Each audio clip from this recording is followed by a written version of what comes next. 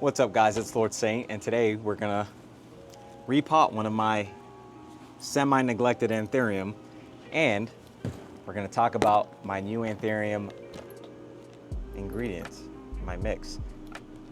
Last week I told you guys I was gonna talk to you about why I made some changes and what those changes were to my new potting mix, my soilless potting mix for my Anthurium, and I figured it was a great idea to do it while repotting one of my beloved Anthurium.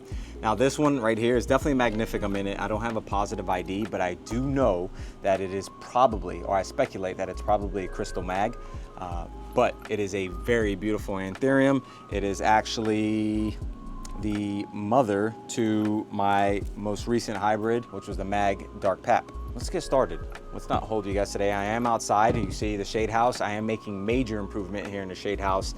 We'll talk about that maybe in the next video. I'll tell you about the shade fabric that I've had to add and how the heat has just beat me down out here and aided to the demise of a lot of my plants, and how I'm downsizing my philodendron collection to house more Anthurium. Let's start with talking about the ingredients of the mix. Now, one by one, I'm just gonna show you guys what this ingredient is. This is Orchiata, okay? So you can see it there.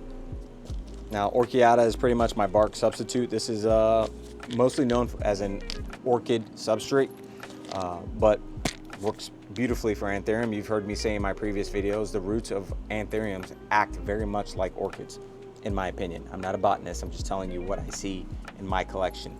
I'll show you guys something new that I've added to my mix. And I do these for not only the seedlings, but the larger plants and a lot of the rehab plants that I have, the Anthurium. Or mainly, this mix that I'm gonna talk to you guys can work for a good general. It'll work for philodendron too. I get a lot of people asking me, will this work for philodendron? Yes, it will work for philodendron. It'll work for monstera. It'll work for those types of plants. So we have tree fern, which I'm very new to. I don't know if anybody there has been just using tree fern forever. If you have and you haven't told me about it, shame on you. Tree fern is incredible. I absolutely love it. I use it in I'm rehabbing a lot of plants these days. I will say this in a lot of videos until you guys understand it. I have somebody jump into the comments on one of my videos, and they were saying, yeah, your plants look like they're stressed, and yeah, they were. My wife and I just had a baby. He's 2 months actually this past week, and I've been very busy with life. Life happens, folks. So I'm here to say the social media side, not everybody out here just has the most perfect, beautiful plant or is growing it in a tent. Some of us are growing it right outside, and these plants sometimes just change their mind based on your care that they're not happy. It's okay. You can always bring it back as long as you have an interest in doing so. So don't stress about that. But tree fern, fire. I love this stuff. I'm just mad I didn't know about it sooner.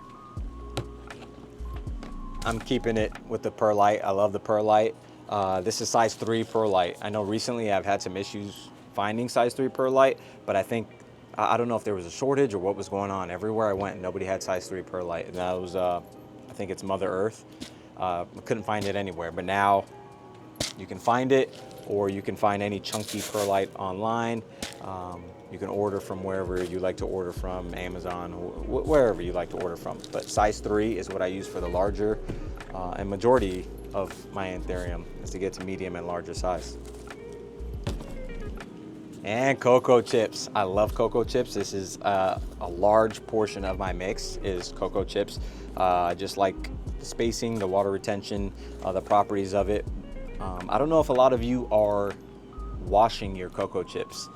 I've always been taught to rinse my cocoa chips. And so what I would do is I would rinse it twice, put it in a bucket. Obviously it has to expand, and then you let it sit, pour that water out, pour more water in there, pour that water out, and you'll see the water is gonna be brown. And then I always thought it was safe to use. Recently, what I've started doing, I've been doing some research, and hopefully I'll get back to you guys with what I found. I have done that same process, but then I will let it soak for overnight or a 24-hour period with CalMag. And there's something about the properties once you rinse the salts, there's something about the traits that cow mag. Again, I don't want to tell you guys the wrong information. We'll get into this in another video. That cow mag just kind of boosts it back up, and then I water with cow mag. Every watering is with a dose of cow mag. Anything that I use these cocoa chips in. So don't forget to rinse. There's a high salt content depending where you get your chips from what I understand, and it is very good to rinse out some of that salt content.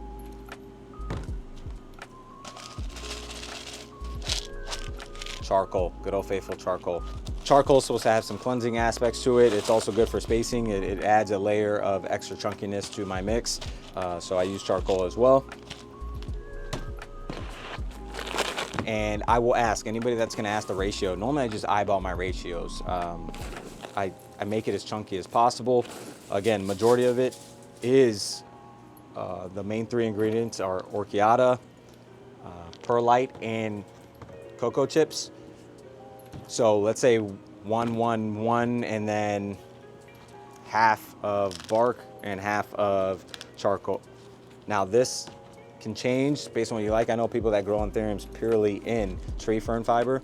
If that's the climate or that you can grow it in, great, do that. Now that I'm gonna be moving some of my Anthurium outside in this chunkier mix, I may be adding more tree fern fiber for better water retention, especially it gets so hot out here. People, people will mention, oh, what's going on with your plants? It's like, yeah, when you grow outside, sometimes this happens if you don't have the right climate for your plants to grow in. So that's what's going on with a lot of my plants, and they are rehabbing. I am bringing them back, but this is how it looks. I want you guys to see how it looks here. You see how chunky it is. We can give that a good squeeze and nothing. It's just, my watering days, that water goes straight through, almost at the bottom. So you have to soak it, make sure you get good water. Not an issue out here. My sprinkler system normally does what it needs to do, and I can set it up to an everyday thing or every other day. It's fine in the summer, but I do want to make sure that I'm getting a thorough watering in this type of mix. Okay. If you have any questions on the mix that I'm using or where I get my stuff, you can comment down below, and I'll be more than happy to tell you where I'm getting a lot of my ingredients from. But that's it. It's pretty much 5 main ingredients. I should have told you, I'll save that for the next video, what fertilizer I'm now using. I'll save that for the next video. We'll talk about that in the next video.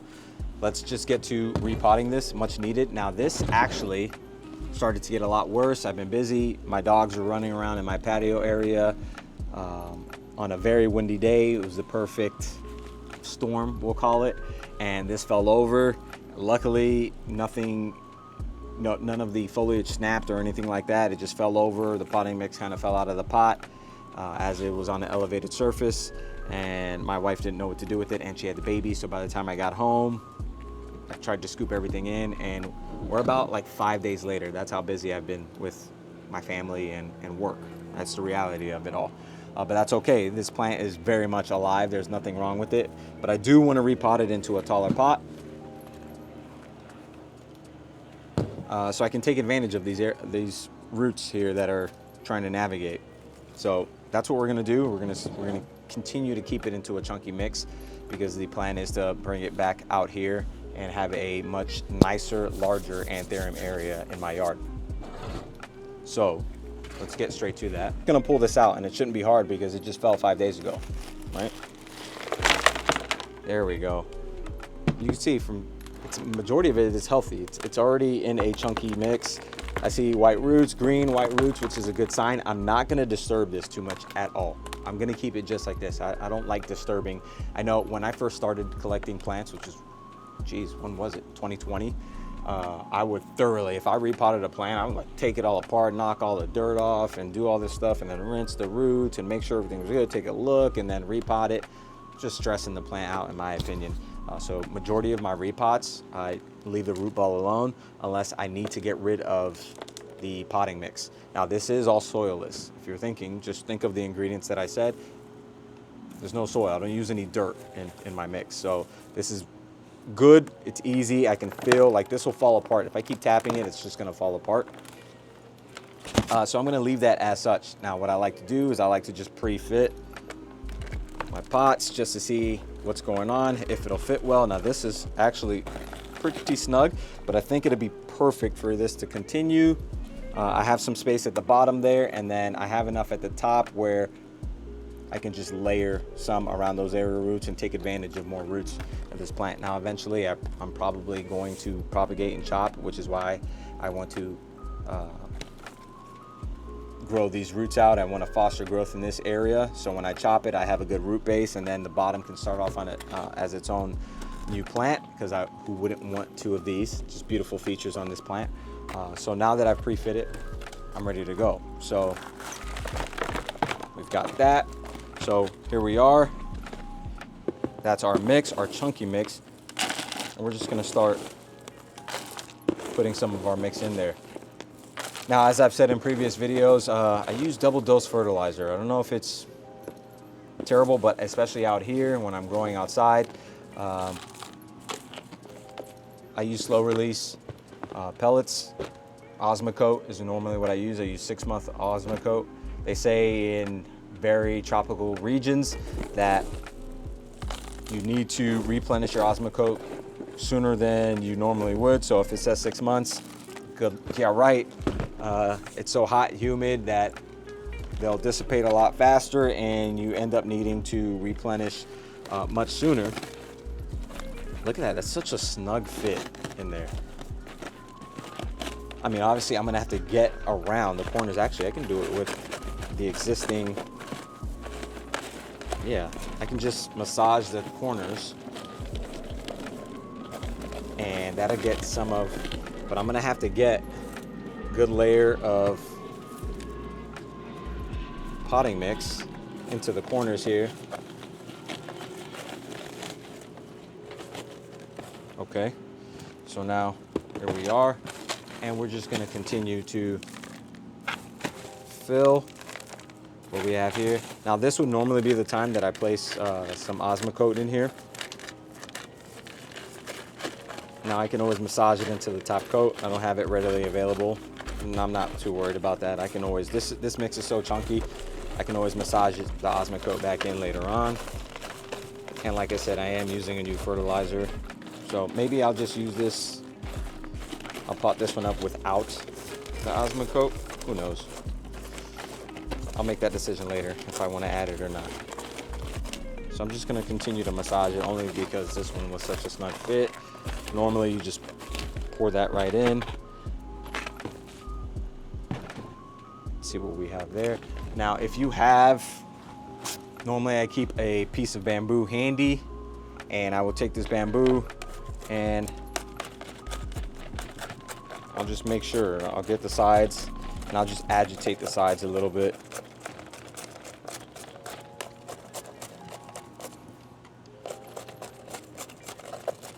Just to create space and allow more of the substrate to sit. And then I'll continue to add. Just gonna keep going. Now on my top layer, where I try to foster growth right here on these top roots that are trying very hard to do something nice for me, I normally use just the cocoa chips or a mix of perlite and cocoa chips. Sometimes I'll cut a plastic cup and I will surround it, or if I have a larger old clear pot that I'm not using anymore, slightly larger, I'll cut one side and just almost just put it, cut the side and the bottom and put it around that top portion, and then I'll pour more of this potting mix into that area, so that way those roots can grow. So boom, we're just gonna keep going. This nice chunky mix here, we're just gonna keep going.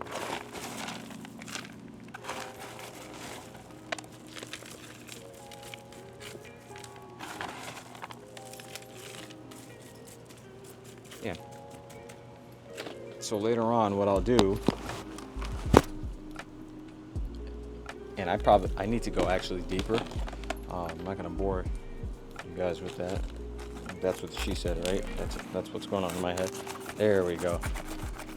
Now we're letting more of this mix just pitch a nice little grooves, because, and this is what I love about clear pots. And I know if you don't already use these clear pots, somebody's gonna ask me, where do you get these clear pots from? I will put it down below in the bio where I get the pots from. So don't worry, I got you. If you aren't using these clear pots, they're the best. They allow you to see what's going on. If the roots are healthy, you don't have to pull the plant out. You can see what's going on. I can immediately tell my white-green roots if they're happy. I can tell if the potting mix is on the drier side and it's ready to be watered. I can see everything that's going on, and it saved me more times than not having these clear pots. So we're just gonna continue. There we go. And I'm good. Now this is the area that I said I'll probably take a cup. I think I have some larger cups, like a 12-ounce cup, like clear solo cups. I will cut that, I'll cut the bottom, I'll wrap it around here, and then I will just put more cocoa chips and perlite in this top section over here, or maybe even tree fern. I'll use tree fern. I'll put it in the top section, and that will allow these a good little mini climate for those to grow. And that's it. We've repotted my Anthurium. It doesn't take much to repot the Anthurium, especially an Anthurium with healthier roots. This plant is clearly on the healthier side, so I didn't have to worry about it too much. It's a lot of plants that weren't as fortunate. Now, somebody did make a comment, like I said in one of my last videos. I'll be the first one to admit, a lot of my plants aren't in perfect condition, and that's fine with me. This is a growth process. I'm growing as I'm showing you guys what's going on. That's the beautiful thing about this. I'm learning what my plants like in the climate that I have them in, or in the climate that I'm growing in. So a lot of my plants are in rehab, but that's fine. I've noticed, and I'm learning, and I'm going, and it's only right that I share that information with you guys. Now, a lot of you are professionals. You've been doing this for a lot longer than I have. I have just recently kicked up an Anthurium addiction. Prior to that, a majority of it was philodendron, monstera, syngonium, which were much easier. And if you see my history on here, you'll see that this is like an 8.5-foot shade house. They were all to the top. I just started chopping them all down and getting rid of them. That was my thing.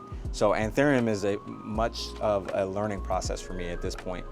And I wish there were more channels of people showing me this part of it. The plants that aren't doing so well and how they recovered from that. So this is the point of showing you guys some of these plants. No, they're not in the best condition, but they will be. I promise you that. I love this stuff. They will be. And I'm gonna share the process with you. And a month, 2 months down the line, we're gonna do another video showing you this plant and how it's doing from this repot. And we'll see what it's like. And I'll be 100% candid in that video. I'm not gonna, buy a new plant and say, yeah, it's doing great. Look how amazing it's doing. If it's doing bad, we're gonna talk about why it's doing bad. And I'm gonna ask you guys your opinions on how we can improve things. So that is my repot and ingredients, my soilless ingredient. I appreciate you guys for joining me as always. I told you I'd be back. Next video, let's think about it. I just added more shade to the shade house. I know I've had some people watching I think my shade house video was probably one of the first videos that I put on here. I will talk about that, the improvements I've had to make and where I'm at currently with the shade house. Maybe that'll be the next video on a nice day. It is nice and shady out here now, so I can show you guys. I am trying to clean things up, so if not next video, the video after that, we will talk about the shade house. That's it for today. I've got to get into the wife and the baby. I appreciate you guys for joining me this evening. If you enjoyed this video, if you found it beneficial at all, if it helped you, or if you just like watching my content, or if you follow me on my other social media, TikTok, Instagram, whatever it is, and you just want to stop in and say hello, please drop a comment below. If you're new to the channel, this is your first video. I'm Alex Saint, aka Lord Saint. Welcome to my plant channel. Please subscribe, and let's grow together. Have a good one, guys. Have a good night, and I will see you guys next week. I promise, I will see you guys next week. Good night.